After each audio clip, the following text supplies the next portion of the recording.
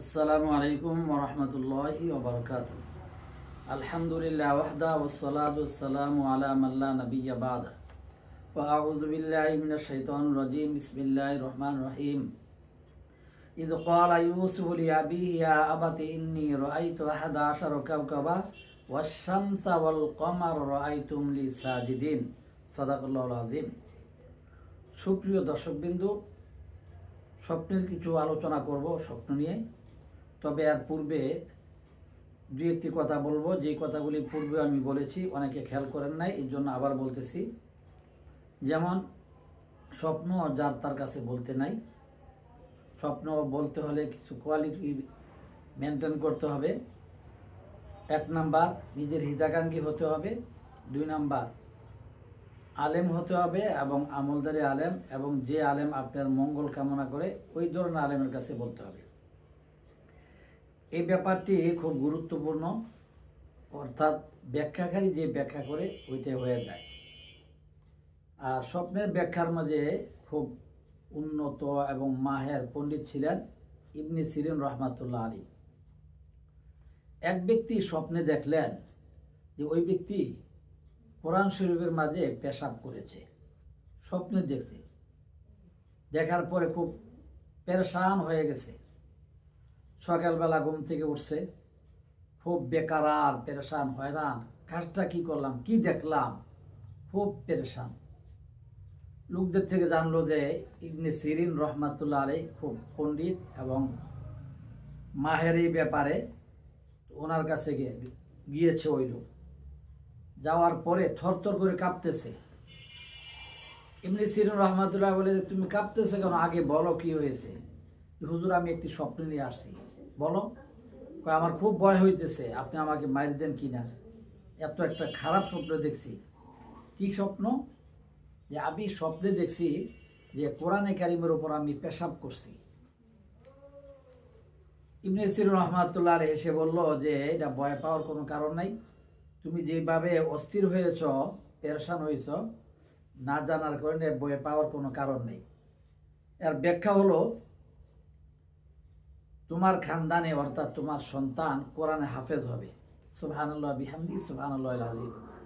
সুপ্রিয় দর্শকবিন্দু, স্বপ্ন এমন হয়ে থাকে, অনেকে দেখে যে এরা খুব ভালো, আসলে ভালো না। অনেকে দেখে অনেকটা খুব খারাপ, আসলে খারাপ না। 2 নাম্বার, এক ব্যক্তি, এক যুবক স্বপ্নে দেখতেছে যে তার হাতে ডিম আসছে। সে পরের দিন ইবনে সিরিন রহমাতুল্লাহ আলাইহির নিকট গেল। হুজুর, আমি স্বপ্নে দেখছি। কি স্বপ্নে দেখেছ? যে আমি একটি ডিম স্বপ্নে দেখছি, যে ডিমটা আমার হাতে আসছে। ইবনে সিরিন রহমাতুল্লাহ আলাইহি বলল যে এর ব্যাখ্যা হলো, তুমি তো যুবক, বিয়ে শাদী করবে, তবে খুব সুন্দরী এবং রূপসী একটি কন্যাকে তুমি বিয়ে করতে পারবে। ঠিকই কিছুদিন পরে কয়েক গ্রামের মাঝে সুন্দর এমন একটি মেয়ে সে বিয়ে করছে। তার কিছুদিন পরে ওই যুবক আবার স্বপ্নে দেখছে যে আবার ঘুমের মাঝে কি ডিম আসছে, তার হাতে ডিম আসছে। ওই যুবক এখন খুব পেরেশান হয়ে গেছে যে ডিম দেখলে পরে বিয়ে করছি, অর্থাৎ এর ব্যাখ্যা হয়েছে যে সুন্দরী মেয়ে বিয়ে করা। আমি তো বিয়ে করছি, এখন যদি আবার সুন্দরী মেয়ে আসে, অর্থাৎ বা আবার বিয়ে করতে হয়, তাহলে তো মহিলাদের মধ্যে ঝগড়াঝাটি শুরু হবে, ফ্যামিলির মাঝে অশান্তি শুরু হয়ে যাবে, শান্তির মুখ আমি দেখতে পারবো না। ইবনে সিরিন রহমাতুল্লাহর নিকট গেছে। যাওয়ার পর ওই যুবকের চেহারা মলিন, অন্ধকার। ওই যুবক বলে, হুজুর, খুব পেরেশানিতে আছে। কি? যে আমি স্বপ্নে দেখছি আগের স্বপ্নটা। কি আগের স্বপ্ন? যে আমার হাতে একটি ঘুমের মাঝে ডিম আসছে। পেরেশান হওয়ার কোনো কারণ নেই। কি ব্যাখ্যা?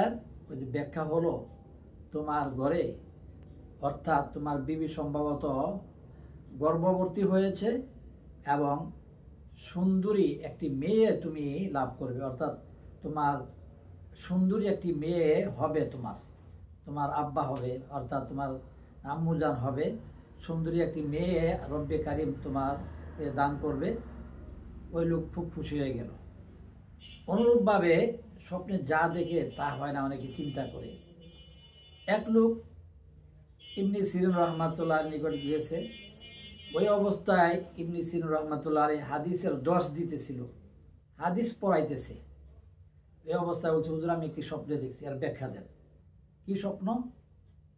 বলতেছে, আমি স্বপ্নে দেখেছি যে একটি ডিম আমি খাচ্ছি, তবে ওই কুসুমটা ফেলে দিয়ে যে সাদা অংশটা, ওই অংশটা আমি খাচ্ছি, কিন্তু ডিমের মেন হলো কুসুম, আমি পুরো কুসুম ফেলে দিলাম, সাদা অংশটা খেলাম, উল্টা হয়েছে। এই জন্য ব্যাখ্যার জন্য আসছে।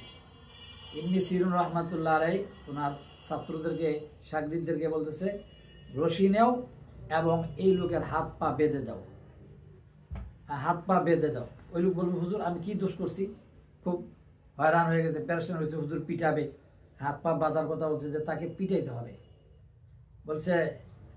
আর বলার সাথে সাথে ছাত্ররা রশি নিয়ে আসছে, বলছে, হুজুর আমার মাফ করেন, খুব মাপ টাপ চাইতেছে। তো বলতেছে যে তোমাকে পিটাইতে হবে, এই জন্য তুমি কাফন চুরি করো। কিভাবে হুজুর? কুসুম ফালাই দিয়ে সাদাটা খাওয়া মানে, মুদ্রার মধ্যে মেন হইল লাশটা, তুমি লাশ রেখে দিয়ে লাশের গায়ে থেকে, শরীর থেকে তুমি তার কাপড়ের কাপড়টা নিয়ে আসছো। সাদা কুসুম খাওয়া মানে তুমি কাপড়ের কাপড় নিয়ে আসছো। আসলে কি তুমি কাপড়ের কাপড় চুরি করো? বলছে, হ্যাঁ হুজুর আমি চুরি করি, আমাকে মাফ করে দেন। ইবনে সিরিন রহমাতুল্লাহ তওবা করে ওই লোক ভালো হয়ে গিয়েছে। সুপ্রিয় দর্শক বিন্দু, স্বপ্নের ব্যাখ্যাগুলি এমনই হয়ে থাকে। অনেকে হয়তো ভাবে না কি হয়েছে, না, স্বপ্নে কিন্তু নবুয়তের ৪৬ ভাগের ১ ভাগ। এই জন্য বলতেছি, স্বপ্ন যার তার কাছে বলবেন না। আর আমার কাছে অনেকে স্বপ্নের ব্যাখ্যা চান, আপনাদেরকে আমি অনুরোধ করতেছি, আসর থেকে মাগরিব পর্যন্ত ওই টাইমে ব্যাখ্যা চাবেন, ফোন করবেন। এই টাইম ব্যতীত অন্য টাইমে ফোন থেকে বিরত থাকার জন্য অনুরোধ করলাম।